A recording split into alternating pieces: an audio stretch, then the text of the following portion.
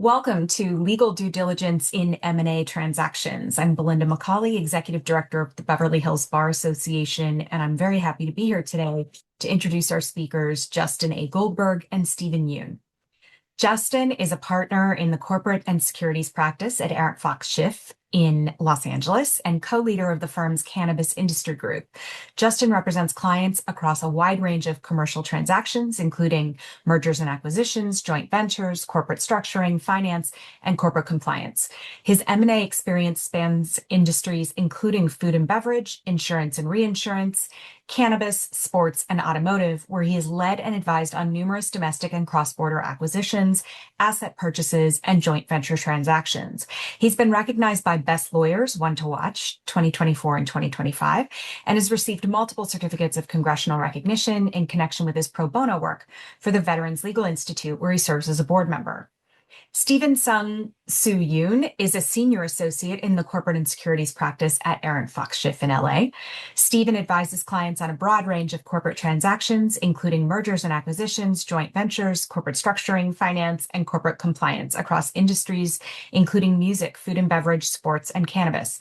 His transactional experience includes advising on domestic and cross-border acquisitions, asset purchase transactions, corporate reorganizations, and post-closing integration matters. Stephen is a Leadership Council on Legal Diversity Pathfinder 2023. Prior to joining the firm, he served as a law clerk at the Veterans Legal Institute, where he assisted veterans in obtaining discharge upgrades. And now let's get started. Hi, everyone. Thank you for joining us today. Stephen and I are going to go through the legal due diligence process for M&A transactions. Thank you very much for the kind introduction. And we ask that you can put questions and answers in the chat, but we're going to do our best to answer them at the end. So let's jump in right now. So we're going to give you an overview today, kind of about all the steps in the legal due diligence in M&A transactions, both asset purchases and stock purchases. Please go to the next slide, and then I'll review the agenda. So first, we're going to cover what is due diligence, just kind of a broad overview. Then we're going to get into how the type of M&A transaction impacts due diligence. So there is a distinct difference between due diligence in an asset purchase and due diligence in a stock purchase, and we're going to go through those nuances and differences. And then we're going to talk about coordination due diligence among the business and legal teams, both outside counsel, inside counsel, and then also with the business units. Then we're going to discuss how to identify issues when conducting due diligence, basically issue spotting and things different practitioners will look into in the M&A process and what they're hoping to gain out of it. And then Stephen's going to go over the scope of due diligence, basically how broad and deep you're going and how many things you're looking into. And next, we'll get into how due diligence relates to the purchase agreement, basically tying it all together. So why you're doing due diligence and how that's going to impact the stock purchase agreement or asset purchase agreement that you are drafting. Then we'll get into disclosure schedules, because due diligence kind of is the backbone of the disclosure schedules to any purchase agreement. The legal due diligence memorandum, which is usually the deliverable from the outside counsel, any non-reliance letters for sharing such due diligence, and then just some key M&A due diligence topics. Next slide, please. So first, what is due diligence? At a fundamental level, due diligence is the buyer's investigation of the target. So the buyer is making an offer, and they make an offer based on certain assumptions that they may gain based on a non-disclosure agreement, based on a review of financials, based on a review of a pitch deck. It could be materials from an investment banker. And this is the buyer's investigation to confirm those. So if they're making an offer for $100 million based on 6.5 times EBITDA, they need to confirm that EBITDA. They need to confirm that the business has the revenue and the profits that it says it does, and that if there's any risks associated with it. So the process is facilitated by the seller.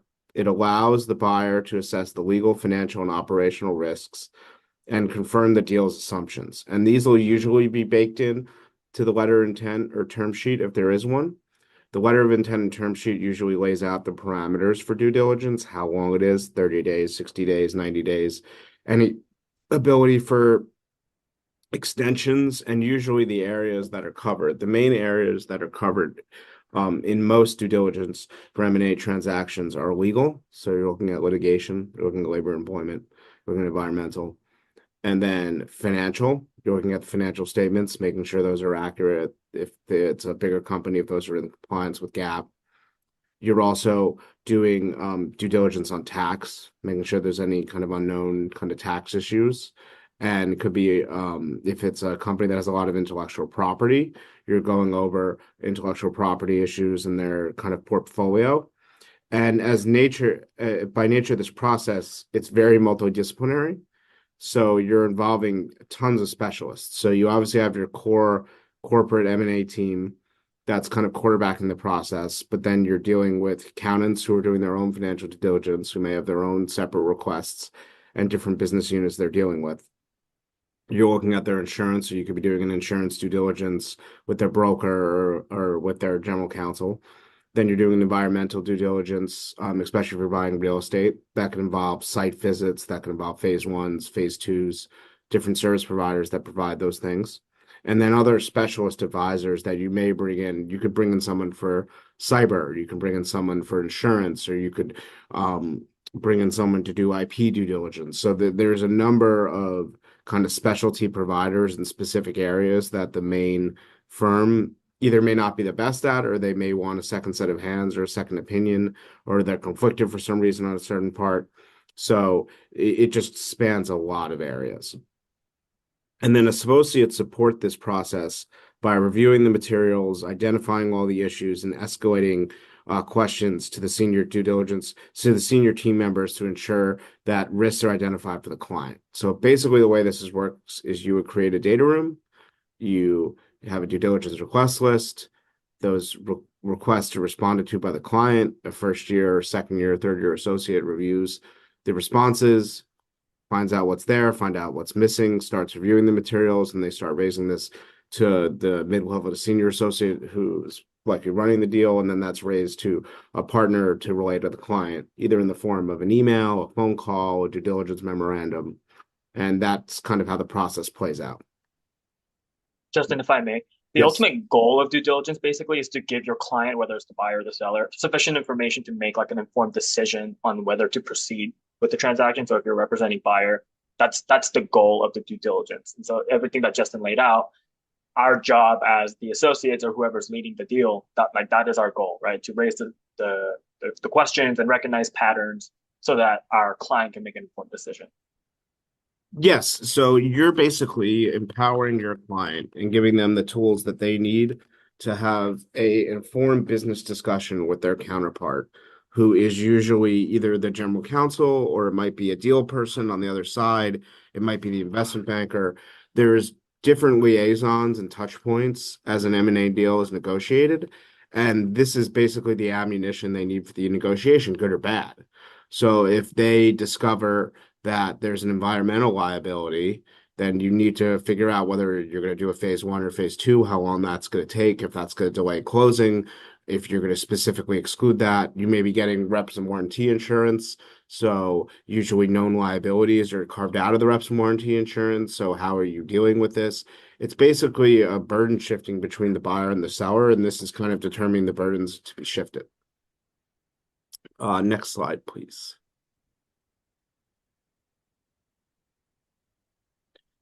So how the type of M&A transaction impacts due diligence. This is huge.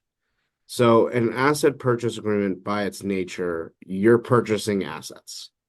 The assets may be a going concern business. They usually are. Like if you're purchasing a Krispy Kreme store, you're purchasing the store. It's an operation that's going. It has employees, it has sales, it has marketing. It's obviously making donuts, selling donuts. But that still is a asset to be sold. And the key fundamental difference is when you buy equity, you get all of the liabilities through the end of time. So if you buy stock from someone else, you get those liabilities, and it could be an environmental liability that goes back 30 years. It doesn't matter. It's yours now. If it's an asset deal, you're only buying the assets, and you're only assuming the liabilities that you agree to be assumed. So if you're a buyer, you would kind of almost always, absent certain regulatory circumstances where you need to own the equity to like get a license, you would always rather do an asset deal because you could exclude whatever liabilities you want. It's a creature of contract. You can name the assets you're buying. You can use due diligence to kind of refine and cherry pick exactly what you want to buy and exactly what you don't want to buy and exactly the liabilities that you want and exactly the liabilities that you don't want, or if you want no liabilities. So an asset purchase agreement gives you a lot of flexibility, but it also will limit the pool of due diligence in a way. Like you don't need to be as thorough on like tax liability if you're not assuming any tax liability. So that's how they kind of interact. And it's a huge kind of risk allocation because in an equity deal, you really need to negotiate your indemnities, your reps and warranties, because this liability goes out at the end of the time, all liability basically. So you need to, at least to the statute of limitations, you need to kind of figure out how that risk sharing is going to work and who's handling and who's responsible for what liabilities. And then in an equity deal, it's just completely different because, as I noted, you inherit everything. So your due diligence is going to be incredibly thorough. You want to be as thorough as possible. You want to take as long as you need. You want to run down every single question. You want to review their operations, their contracts, their compliance, their litigation, their labor and employment, their environmental, their tax, their financial statements. Basically, anything you can get your hands on. And the due diligence request list may be like 130 requests long. And some of those requests are nuanced. So you kind of want to do a full scope of the company, figure out how they do business, what do they have a robust in-house counsel? Do they use outside counsel a lot? Do they have a form template for their contracts that are all their employee, that all their vendors sign? Or is everyone a different one? Is it new? Do they have misclassification risk for their employees, especially in California? Do they have a lot of independent contractors, which could raise red flags? Do they own a lot of real estate, which has landlord tenant issues, which has different kind of nuances in kind of do they own the exact land? So you may need to do surveys. Do they have any kind of underground storage tanks, which if you're buying kind of like a gas station or an automotive dealership or kind of any outside plot of land may be important from an environmental standpoint. So the due diligence when you're doing an equity transaction is just way more thorough and just leads to a lot more questions and a lot more follow-ups. You may go through 3 or 4 rounds of follow-ups. And usually what happens is you'll give them your due diligence list. It'll take them a couple of weeks to respond because it's not as easy to do. In some cases, you have an investment banker or a broker on the other side who's pre-packaged a lot of the information based on kind of a form list on their side to kind of organize their data room, which in some ways makes things easier, but a lot of times it's just easier to kind of build it around your request list so that you can make sure your questions are getting answered. But then you have follow-up calls, follow-up emails, responses to the various follow-ups, calls between the clients, calls between the legal teams, different memorandums on the buyer side to kind of inform the client, maybe an interim due diligence memorandum, maybe a red flag due diligence memorandum, and a final due diligence memorandum before closing as you bring down your reps. So it's just usually a much more robust process. Next slide, please. So the coordination of due diligence is really important.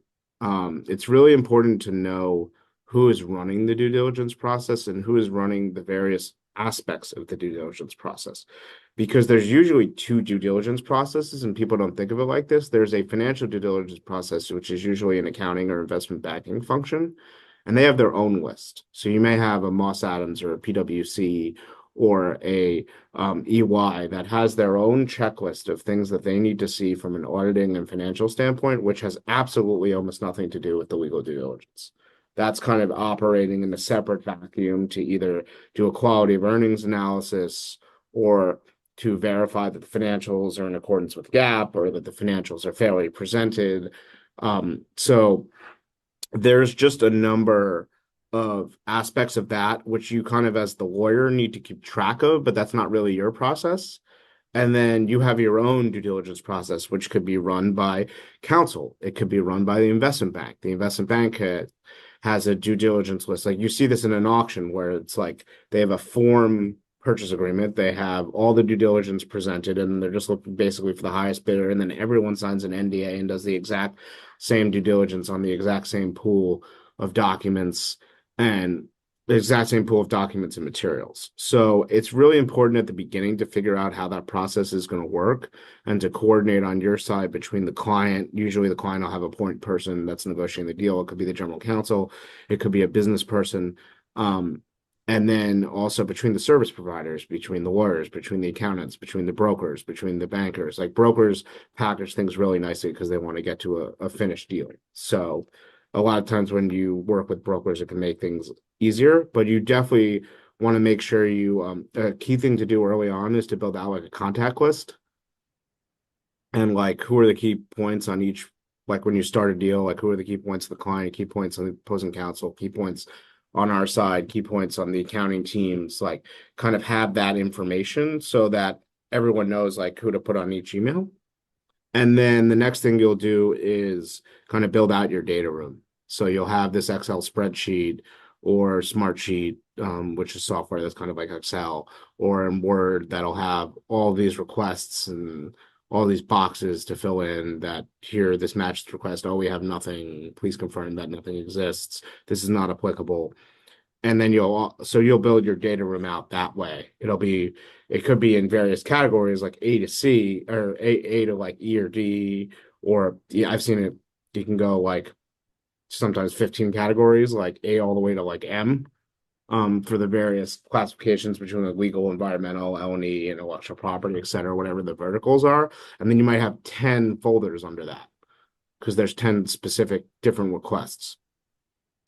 But then you also, if you're doing a publicly traded company, you have Edgar documents, you have 10Ks, you have 8Ks, you have annual filings they need to make. So you can gain a lot from those public filings that they put in. So you also kind of need to inventory those because they also might be like, hey, this was attached to an exhibit for a filing that we did earlier this year. Just go pull it from there, that type of thing, instead of providing it. So that's important if you're dealing with a public company. And usually a public company has gone through a lot more kind of audit scrutiny or financial statement scrutiny because they have a lot of Sarbanes-Oxley requirements. So that's kind of a different type of deal in a lot of ways, but it's just something to keep in mind. I The think Justin, main, oh, yeah. if I may speak from like an associate's perspective, like I think one of the keywords that Justin used out of all that from a diligence perspective is the word inventory. So especially as you're in your younger years or as you move up to become a mid-level or a senior associate, you're going to be asked to kind of be the master of the data room and to kind of know what's in there and what's missing and whether or not the documents that have been provided are responsive. Like a partner, like if Justin's on a deal and I'm on a deal with him, Justin's not going to be in the nitty gritty of the data room to know, hey, we got everything we need for this question or for this specific area of law. That's going to fall on me or one of my juniors, right?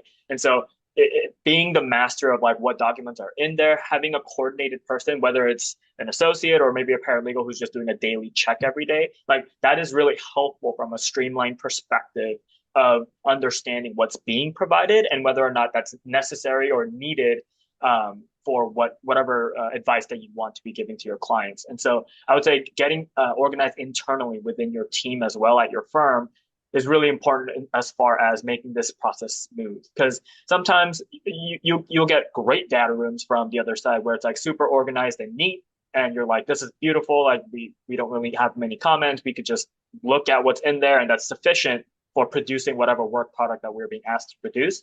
And then other times it's just like a Dropbox where they just like dumped everything in there, and you kind of have to make heads or tails out of it, which can be challenging. But that's why I'm saying it's very important to kind of like what we used to do is have a list, right? So here are the asks, here are the outstanding asks, and you go back and forth with opposing counsel, like, hey, you didn't respond to this yet. That's what Justin was talking about earlier, going back and forth with opposing counsel, or maybe it's their general counsel, where you go back and forth with, hey, this hasn't been responded. Here's our follow-ups. And so you can only do that if you're organized with what's being provided. And sometimes you got to go through the investment banker who's running the coordination of the diligence or whomever. It might not be you directly, but that's where it's important to be on the same page with your client and their other advisors as far as who's asking and how they're asking.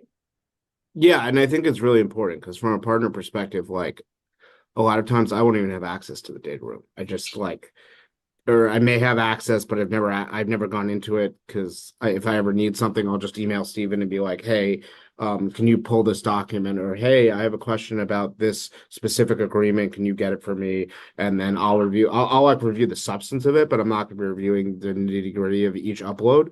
But it is kind of important in a way of what software you use to know and get alerts on what's being uploaded and when it was uploaded. So there's a lot of digital tracking of when certain things. So when Yeah, you're adding follow-up requests and you're like, there's been nothing responded in these folders, and then you get an alert that they put them in the folders and they uploaded on this date. So I think that's very important. that's And so key, Justin. Having that alert, like you can oftentimes or all of them, you can set notifications. Hey, send me an email when something's uploaded. As a junior, especially, I remember when I was coming up, I had them on for all my matters, so I would be inundated with a bunch of emails. But at least I knew what was being uploaded, even if I couldn't check it. I knew later. Hey, I remember some things were uploaded. What was that? So it's just yeah, to stay organized. Yeah, and you go could ahead, set Justin. like I run my email, I run my Outlook through like tasks. So I could, to exact what Steven said, I would put those as a task and get to them all at the end of the day. And then I would potentially update my due diligence tracker of like and then you could just like know that okay, this is everything that was uploaded today. And you go in and you kind of mark that. And I think it is important in this process. There's a lot of questions you may ask that may not have answers. And it's really important to drill down and be like, do you not have this? Like, please confirm that this does not exist. So at least you have an answer from the other side that there's nothing hanging out there. Like they affirmatively have told you either on a call or in writing this doesn't exist. So in your memorandum, you could say that this seller told us that this is not an issue.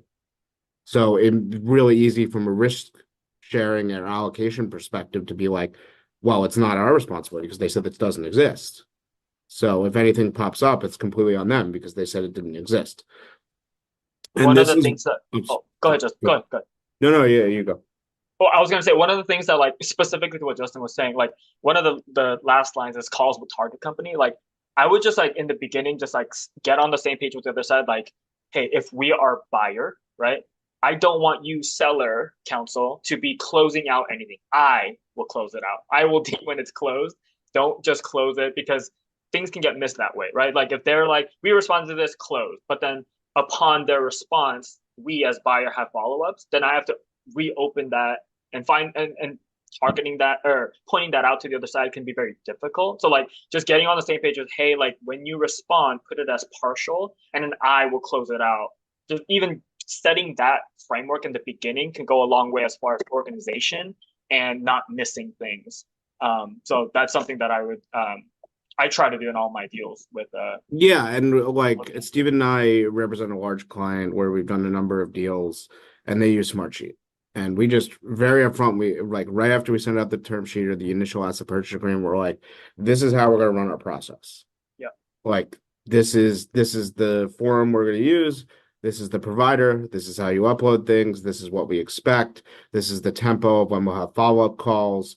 This is how we're going to ask for certain responses or to close out various items. So it's really smart and good best practice to get aligned early with the other side because they've probably never been through this before, especially if they're selling. Like they've had a business for maybe 10, 15, 20 years, and this is the first time they're going through it. And we've done it a handful of times or many, many times. So that's why you want to kind of level set expectations and then get everyone on the same page.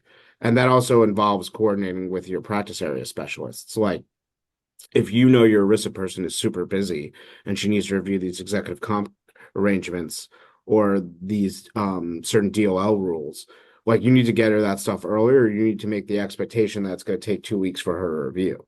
So you're the kind of quarterback from a corporate standpoint of getting involved all of your specialists, usually internally in the firm. Sometimes there's consultants or outside people, but you need to make sure that everyone gets their materials, that everyone reviews their materials, that everyone knows their deadlines, that everyone knows when you have to draft your memorandum, when they need their analysis by, so you have time to review.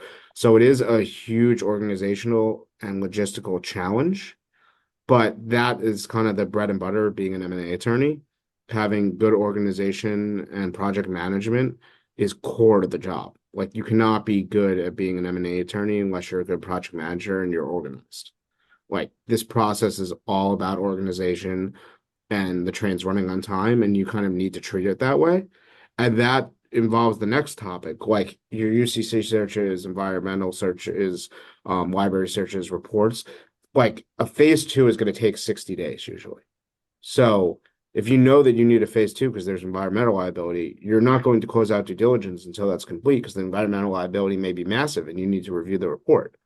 So it's an important judgment call for the client on those certain things. A phase one may be much quicker.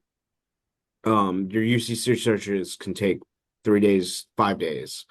Your library searches could take a day. So knowing the cadence and when you're going to get your UCC searches and when you're going to get your lien searches, when you're going to get your litigation searches, it's really good to have a service provider that you really like. Like we use Telos, and they're really reliable and they're very efficient and fast.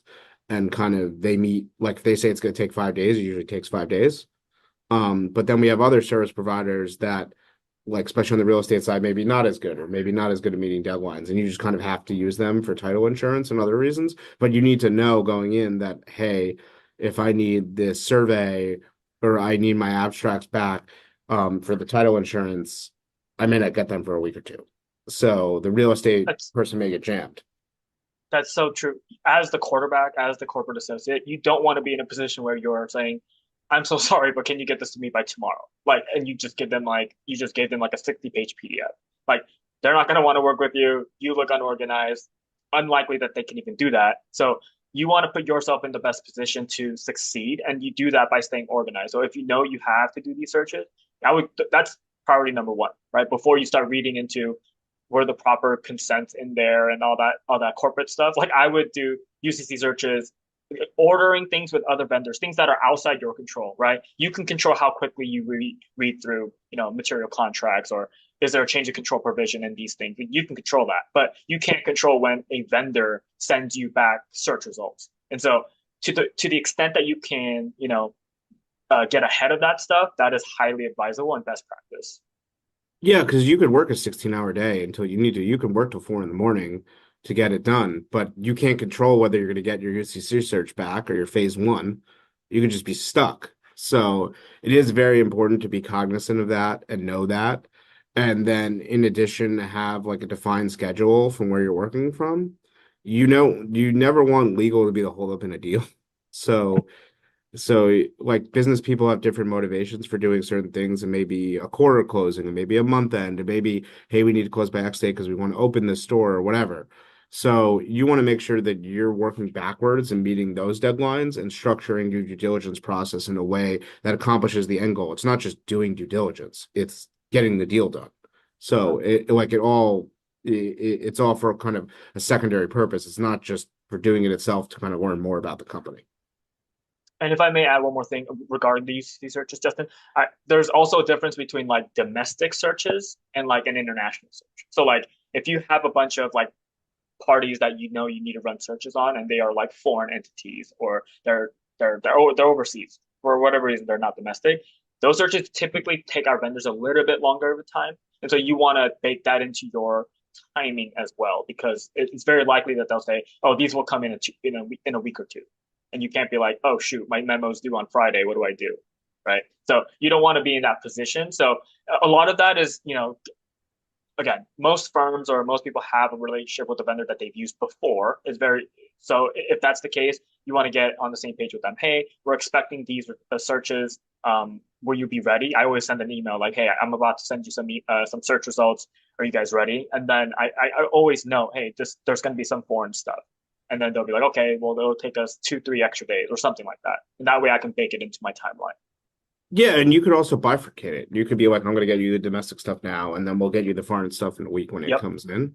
But Yep. this also speaks to kind of the trust and coordinating with like having a team that you use. Like this is the tax, like you might have the best tax person in the world, but if they're not a tax M&A person and they don't know the tempo of how M&A works, then they're not going to be the right person to handle your tax due diligence. So you need to have people you trust and that are used to the speed and tempo of an M&A deal, and that preferably you've worked with before. It just makes everything run a lot easier. Next slide, please. So in this area, we're going to go over how to identify issues when conducting due diligence. This is probably the hardest thing because you're like, how am I reviewing so many documents in so many different areas and figuring out what issues need to be spotted? It's a very kind of judgment-driven, experience-laden exercise, and usually relies on a lot of years of in-depth experience kind of in the trenches in whatever industry you're doing the M&A deal on. It's always better to not close something out and flag it and be over-inclusive and run it down than just kind of glossing something over and potentially missing a material risk. So everything's going to be different. So if you're looking at a litigation search and you see like 10 pieces of litigation, it may just be in an industry that gets a lot of litigation, and they all may be small, and they may have a firm that they use or an insurance carrier, and they're all handled by insurance, and it's not a big deal. Or maybe they just get sued a lot, and you need to know that, and you need to dig in to everything that they're doing and figure out why they keep getting sued or what area they keep getting sued in. Like for if labor and employment they keep getting nailed on misclassification issues, like they may have a misclassification risk and they may be doing things wrong when it comes to classifying people between employees or independent contractors. Or if they constantly get hit with class actions, there may be like bigger things at play that you need to dig deeper. So I think if you kind of smell a rat, then usually that's kind of a good way. Like if something looks wrong, it may be wrong. I'm not saying 100% of the time it will be, but there's no reason not to kind of go to the second level and kind of ask the question and follow up and get you yourself, your client, your partner comfort in that specific area. And everything is going to be different. Like looking at a contract and looking at termination provisions or consent provisions or non-compete provisions, like there may be a contract that says you can't assign the deal and then have a change of control, and that'll be a breach of contract, but it might be a $30,000 contract and a $50 million deal, and they may just write whatever. But it could be a massive contract that impacts the P&L or impacts the EBITDA, the financial statements, and that's really important. Like that happened in one of the deals we did. There was something that was baked into the revenue and then the seller didn't tell the buyer that that client was terminating. So that portion of the EBITDA that they had projected out and paid whatever 7-10 times for was evaporating. So it's not a 1x damage, it's a 7 to 10x damage. So that's the type of thing you need to be on the lookout for. You want to be uber cautious here. No one's ever gonna get mad at their lawyer for being overly cautious. I mean, that's why you're there, and that's why they're paying you what they're paying you. And that's why you're kind of the boots on the ground and the foot soldiers to make sure that nothing gets missed. I would also say I would apply that as an associate as well. So like, especially if you're more junior and this, like Justin said, this is a judgment driven exercise. And inherently when you have less experience, that's harder to do. So you might think everything's a red flag or you might think nothing's a red flag. But when you're early on in your career, I would ask the question early before, before you have like a 27 bullet point question list. So like if I'm seeing something, I'm like, this looks weird, I would just ping or email or call or walk into the office of your supervising attorney and be like, hey, does this look right to you? Is this a red flag? And they're like, oh no, don't worry about that. That's not a red flag because of X, Y, and Z. Or they might be like, huh, that's interesting. Why don't you dig in and let me know what you find in an hour? That way you're being efficient with your time and you're not potentially holding on to something that could be a bomb because you were like, I just didn't think this was important when it actually was.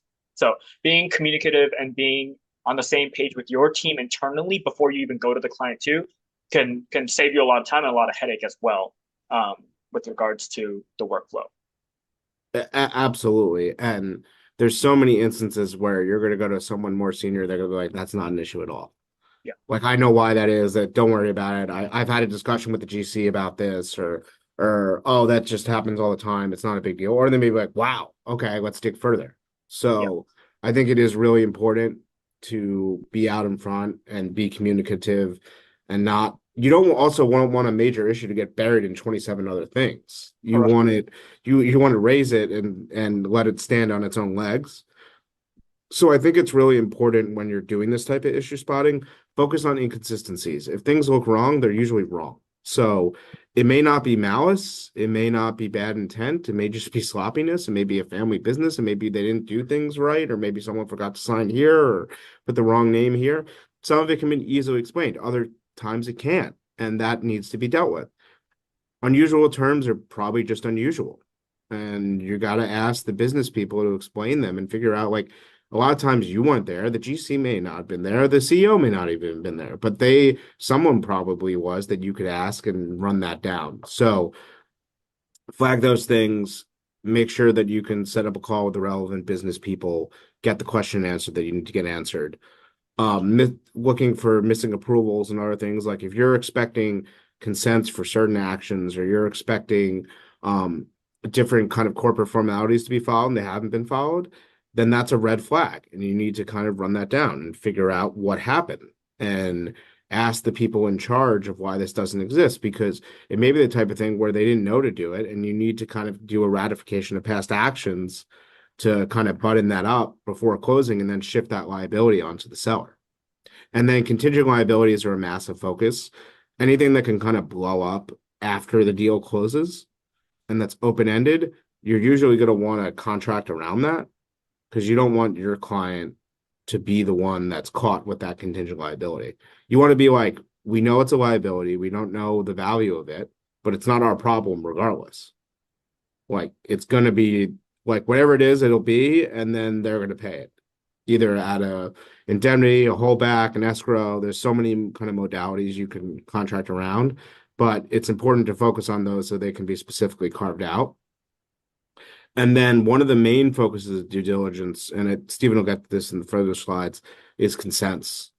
I mean, at a fundamental level, kind of all of your agreements that get uploaded, like the material contracts section of a purchase agreement might have 25 subparts, and you're going to need to review all of those material contracts to make sure that they can be assigned or who can block the deal. Like it could be a major customer that there's no assignment provision in a change of control, and you need that customer. So you may need to get into a separate negotiation with that customer over how to get this consent. Or it may be a lease that you need for a store and you don't want to immediately close the deal and then get booted out of your property. Yeah. So it's really important. And that's a lot of what associates are doing is a lot of contractual review. So looking at lease consents is kind of like the most fundamentally due diligence thing because one of the reps that you're going to be making in the purchase agreement, at least the seller will be, is that there's no consent that's going to block the deal or they need to schedule out every single consent they have. So it's a really important exercise to make sure that that list is right. And if I could Next, tie that into one of the specific experts that you would be probably bringing on, would be like if sometimes there's like acceleration clauses and like employees like grants, right? So like, oh, if the company sells, then like they vest immediately or something like that. And your clients kind of want to know the buyer to be like, oh, well, not we expected that there was going to be, this number on the cap table, but now it's going to be another number because everyone vests. So all these acceleration clauses, anything that changes from what the status quo is because of your transaction, you want to be flagging change of control stuff, assignment stuff, acceleration stuff, liabilities that can blow up, like Justin said, after the fact. These are things that you want to be identifying as an associate so that you can flag it for the appropriate people to, either contract around it or, maybe we negotiate against it. yeah, and those are key business issues because if everyone's accelerating, they're not incentivized. They don't have golden handcuffs anymore. Correct. Like they can sell or they can cash out, and you may need to give them a new grant. They may be key team members that you want for the next 4 years. You may want to ask them to roll over their equity into a new vehicle, like to further incentivize them to stay on board and hit their targets. So that is an important, like it's important to be flagging those things so the business people can contract around them. Next slide, please, and Stephen will kind of take over from here. Yeah. So the thing I want to talk about now is like the scope of the due diligence. And I think Justin kind of touched on it earlier with regard to like the LOI or the term sheet to the extent that there is one. But generally, that's listed or laid out, or there's an understanding between the parties at the outset, right? So it's typically client driven, and it depends on the size of the transaction or the risk tolerance that your client is comfortable with. So it could either be like an issues list. Sometimes it's like very simple, like, hey, give me an email bullet list. It could be as simple as that. Or it could be just give me a summary of the top things that you've been finding. Or it could be like a full-on diligence memo where, it's like 20 pages long and we go in depth and really analyze each aspect and talk about like every litigation matter or every real estate lease and the risk associated with each one. You're going to see the full scope of things probably throughout the duration of a career. And it's important to kind of get that understanding down at the beginning because it can kind of help you frame how you're reviewing things as well, right? So like if you're just doing a red flag, you probably don't need to go crazy into the nitty gritty. You need to learn everything and know everything so that you know what to advise your client against. But at the same time, understanding that it's just going to be a red flags memo, you probably don't need to flush it out as in depth to your supervisor, for example, before it gets to the client.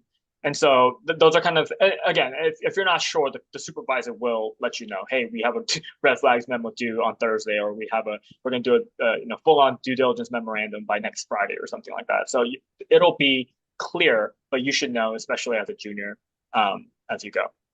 And then cross-functional coverage is like it's a critical element. We've been talking about it all day today, but you want to bring on your specialists, labor and employment, intellectual property, tax, data privacy, environmental and litigation. All these folks are going to help you identify the risks that you want to be highlighting for your client. And so we've mentioned this, but as they conduct their own review within their respective like domains or whatever, you're responsible for making sure that everything is covered and that nothing falls through the cracks. And so sometimes that entails you in the memo, right? Rewriting, bringing on their analysis, but like making it flow within the four corners of your document, but also making sure that, if something is, if there are interlapping stuff that are touching like labor and employment touches like material contracts because of the acceleration provisions that I was talking about, you don't want that memo to the client to be disjointed, right? You want there to be some kind of connective tissue between those two sections of the memo. And so that's kind of like where you're massaging it and also making sure that if your experts are flagging things, that you are appropriately making those asks in the follow-up and the additional due diligence requests that you are sending out to the other side. So keeping track of those things and for your experts is, I would say, like an integral part of what you're doing. Because even though I'm not a labor and employment lawyer and I'm not a tax lawyer, I'm not an IP lawyer, I know enough to be like, okay, this looked weird.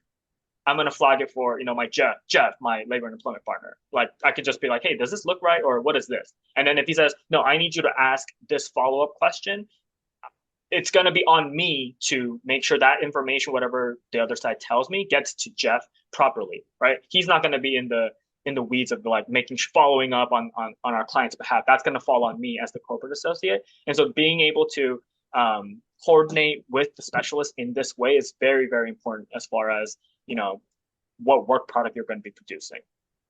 And then if you have And questions, oh yeah, go ahead, Justin. no, I was going to say, move on to the next slide in a minute, but it's really important to understand what the client and what they're looking for and the Yeah. cadence and what they expect. Do they expect a full-blown memorandum? Do they expect an interim memorandum and then a final? Do they expect only a red flags? Do they expect an email bullet point list? Just kind of level setting those expectations. And then you'll also, as you work with clients further, and they do, especially ones that do more and more M&A, you'll understand what they're looking for and how to structure your process to get them what they need. Yep. And then I think this kind of like brings it all together as far as like what is due diligence and what's the impact that it has? Well, it's the connective tissue to the entire buy sell process with regards to the purchase agreement, right? Everything we've discussed so far, the investigating, the coordinating, issue spotting, the scope of whatever product you're going to be producing, it ultimately feeds into the negotiation and the drafting of the definitive agreement, the purchase agreement, whether asset or stock. And so it's going to inform a lot of the sections, like specifically I think Justin said this earlier, but the reps and warranties, right? So like if you identified like a regulatory issue or an unusual contract that like your client doesn't want to bring on, you're going to want to tailor a representation, or you're going to want to qualify the language appropriately to carve out those things, probably in a disclosure schedule or You're going to have baskets or limits to the indemnity, right? Like uh, you can call them fundamental reps. These are very important reps, and they'll last a little bit longer because the client really cares about these things versus, the general reps and warranties who we're okay if they, expire. The survival term expires in like 12 months or 18 months or whatever. So, and it's all that like the client can only make that judgment call if they know, um, basically how the other party is operating, in an M&A transaction, and they can only do that with your help. And so, in the context of like an asset deal, like I said, diligence is an important role because it guides that identification process. Like if you want to exclude a liability, you put that on a schedule. If you want a specific, contract to not be, brought on, or you definitely want to make sure that it is. Like these are things that you are able to identify, and it's what the diligence will reveal these things for your client so that they can, make that judgment call. And then with it can even impact like covenants, right? So like if there's an issue that needs to be remedied either maybe before or maybe like immediately after closing, that kind of language like, hey, you seller are going to stay on and do this after closing, that needs to be in the agreement, right? And so that can only that you only know that they have to do something after closing because you found it in the diligence. So you might negotiate a specific covenant, as like a closing condition, for example. And so it's the foundation basically based on of the risk allocation that Justin was talking about earlier. Yeah, it's the main risk protection you have. Like the Yeah, whole purpose of having a stock purchase agreement or asset purchase agreement is to shift risks in various ways. And the reps are like what you're buying in addition to your assets. So like you're buying them on the assumption that all these things are true. And there's no point in including a rep if you know it's untrue based on the diligence. Like you need to figure out how you kind of contract around that. And that so that'll inform your drafting and really inform kind of your indemnity package at the end of the day. yep, absolutely. I think we can go to the next slide, Susie.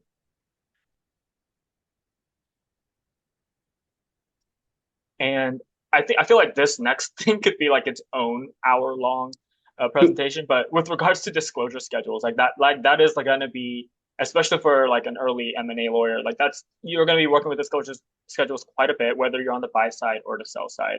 And so this is the basic in for a little bit of context. A disclosure schedule is basically the document that describes the exceptions to, the reps and warranties of the purchase agreement. So like it's going to say something to the effect of, except as set forth on Schedule 1, right? There are no litigation matters. So we, as the counsel, right, who did the diligence, we want to make sure that Schedule 1 lists all of the litigation matters that we identified in the diligence process, right? And so in that diligence process, we can say like this is a huge risk because this is a big litigation matter or this is a small one. Like that's its own separate thing. But the document that is being produced as a result of your efforts and your research and your diligencing is going to be reflected in the purchase agreement through the disclosure schedules.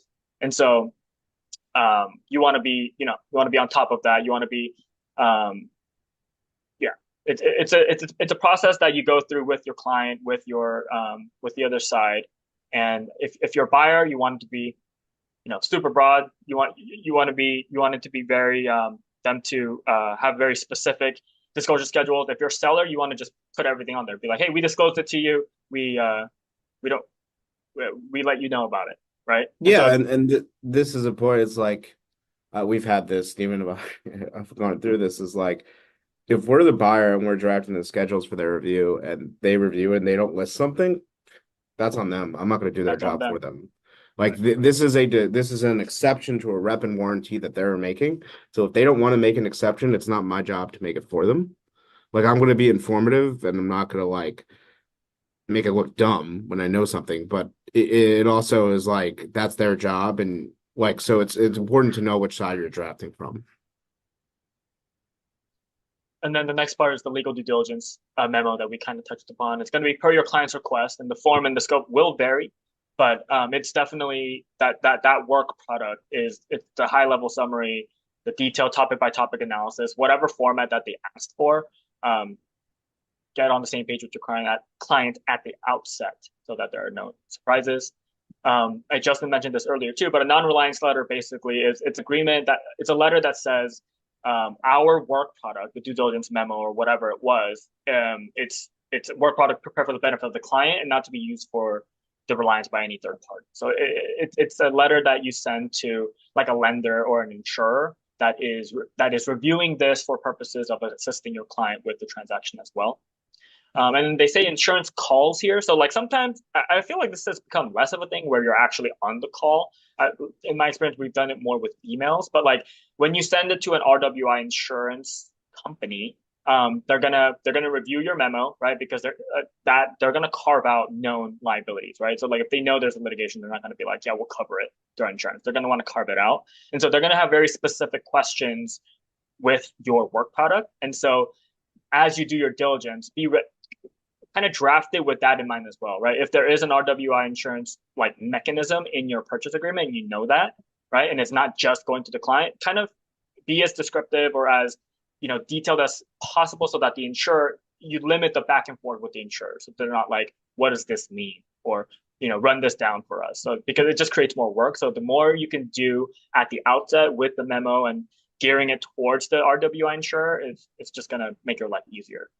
Yeah, and you don't need to like hammer the reps if you know that they're going to be insured. So That just go too. with the package that your insurer Yep. wants, get the things that you need, and then your due diligence will reveal anything that'll be outside the scope because it's going to be outside the scope of the policy anyway. Yeah. And then the last slide I think we have is it's just like due diligence topics that we kind of touched on throughout the course of our presentation today. But these are kind of the big ones that we would probably be on the lookout for. Just that like if you were just ask me to name off the top of my head. So like consent requirements, right? So like we talked about that, identifying the consent provisions in the contracts, the leases, whatever. It's very important, right? So like that's something you definitely want to be making sure that you're diligencing.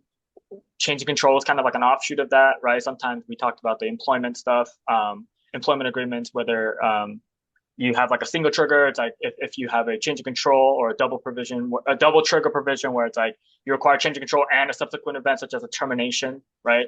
So like depending on what trigger is activated, it's going to have an impact on your client as the buyer or as the seller. 280G, that's a IRS code, I believe, and it has to do with like parachute payments to like executives and whatnot. So things that you want to be on the lookout for. If the target company, 280G is very important if you're doing a rollover transaction where yeah, you're buying a business and then like let's say a PE firm is buying it or kind of large institutional investor and they're going to employ the current leadership team on big comp packages with big equity grants. Like that could trigger a massive 280G liability and usually needs to be cured by a shareholder vote and you can't not do the transaction if the vote fails. It just basically knocks down the comp. So there are a lot of rules around it and very specific specialists. So if you see a deal where the selling team is getting a lot of equity packages and big salary raises and employment agreements, just think 280G. That's just a thing you need to check off and have a specialist review. yep, yep, and kind of to that too, like multi-employer pension plans, the FLSA compliance, like all those kind of things that related to like employee or employee benefits, they can all trigger like massive withdrawal liabilities or exposures based on like history of audits or disputes. So like you want to be bringing on your experts to review these things. And Yeah, if they're always look out for 401k. Get your ERISA person reviewing it and make sure if you need to go right, to a frozen plan or they need to assume the plan, there's like you're not going to know how to do that, but they will. yeah, exactly. And like we touched on this earlier too, just even regard with timing, right? Environmental liabilities, depending on the scope of what you'll need, phase one or phase two, you want to get your real estate person in there, kind of like in the data room or reviewing the things immediately so that they can, help assess the given risks. Tax, same thing. IP, so it depends on sometimes a deal might not have any IP, right? But if there is IP, you want to have like the proper searches done by your IP team. You want to check for infringement claims or anyone like who's claiming that they have a right to use like a critical IP that your client is potentially buying. So you want to make sure that there are no pending or threatened infringement claims as well. Like letters to auditors, they may reveal like contingent liabilities, target company memorandums, like to the extent that they exist, might have like it might talk about useful baseline for comparing representations to potential buyers against like the record of the history. You want to know like the corporate governance documents to see what their practices are, how do they approve things, what's the historical decision making, were there any previously undisclosed matters in some of the the consents, and then I think lastly would be like the antitrust filings and restricted covenants. So like antitrust filings, the Hart-Scott, it's HSR Act. Hart-Scott-Rodino. Yeah, exactly. Like it might trigger antitrust filings if it's like a big enough deal, right? Like if you don't want any monopolies, and so that's going to be a whole other analysis that needs to be that's going to be fleshed out probably in the beginning in the LOI or the term sheet stage, but that's definitely something that's like it's like a It, huge red flag item because it could it's a gating yeah, item. So there's a 30-day waiting 100%. period. So if you're Yeah, making the filing, it takes some time to prepare the filing. Then you need to wait 30 days to see if the yep, FTC or DOJ is going to intervene. So that's an important thing to know. yeah, 100%. It even applies to like specific industries. Like if you're doing a healthcare deal, Yeah. like every state has like its own unique rules with that too. So like you want to be, flagging it for the appropriate team. Um, so yeah, I would say like each of these topics, they're like they represent an area where diligence findings can basically materially affect the deal terms, right? Whether the pricing or maybe even the decision to proceed with the deal or not. So as you gain experience, you're going to gain like a deeper understanding of how to number one review them, how to flag them, and so yeah, I think Yeah, I was what going to say one thing, Stephen, before we get to the Q&A very briefly. yeah Uh, due diligence reveals the payoffs you need to make. So your lien searches, you're going to want to get your debts paid off, your liens terminated. You don't want to buy a business that has an all asset lien on it. Like you don't want to inherit lenders that you don't need. So you want to kind of have a schedule identifying exactly what needs to be paid off and then working through the process to get those liens clear either at closing or after closing. right, and oftentimes that involves like work like a payoff letter with like the lender or something, and you're going to be tasked with coordinating all that stuff, right? Making sure that the UCC 3 amendment, the termination filing is filed, like all these things that you will be keeping track of. It just you gotta stay on top of it as the quarterback, as someone who's running the deal, and oftentimes if it's you and a partner, like that's gonna fall on you, right? Like the Justins of the world, he's not gonna know every single nitty gritty thing for every deal he's on. That's just not realistic for him. Although Justin does a really good job of somehow doing, he does a great job of that. But it's definitely gonna fall on the associate to kind of stay on top of it and to drive the deal. And Justin said it in the beginning, but like if you're like the bread and butter of this is staying organized, is being clear with your instruction, clear with the delivery of your findings. Right? It's not helpful to copy paste like a provision, right? You need to show how that applies to your transaction. Oh, this assignment provision in this contract said this. Okay, how does that apply to my client? Right? If you just copy and paste it, that's not helpful for them, right? You gotta digest it for them and present it in a manner that they can see. Oh, because of this, we might lose. I'm just gonna use an example. A Walmart, right? So like that's a huge vendor of ours, or a huge contract that we really care about. We don't want to lose this. That's a red flag. So being able to do that is really key. And I think hopefully after this presentation, you guys can have a better understanding and feel more comfortable doing so. Yeah, you're not a secretary. You're not just verbatim spitting out things like you use your brain, speak in English, inform the client. Yeah, Um, it's kind of at a basic level, you want to make sure that your point's getting across. So if you speak in too much legalese, it's just not going to get there. right. Um, I do see a question in the chat, kind of about Dropbox. Um, yes, this gets back to organization. No matter what provider you're using, could be Dropbox, could be a Google Drive. I don't prefer Google Drive. I don't prefer Dropbox, but as long as it's organized, it doesn't matter. It just you need to be able to track when things are uploaded. You need to be able to figure out how it matches to your due diligence list. You need to be able to check off your list. So that, um, in my opinion, is really important, and it's kind of fundamental to kind of the whole process. So we hope that this was informative. If you guys have any further questions, we'll stay on for another kind of 15-30 seconds to see, and we're happy to answer them live. And if you think of anything afterwards, you could feel free to reach out to us or email us. We're kind of an open book. A lot of this is not in any way deal specific. This is just kind of general knowledge for any type of, I would say, M&A deal that's over like $5 million. Like once you get into the small mid market, the expect or kind of large market deals, you're going to see this all the time. So, and if you're doing M&A at a mid-size or big M1 100, M1 200 firm, this is going to be the process you're primarily using. So thank you everyone for your time today. We really appreciate the opportunity, and we hope that you learned a lot. This concludes today's presentation. Thank you so much, Justin and Stephen, for an excellent presentation, and thank you so much to our audience. Have a great day, everybody. Thank you.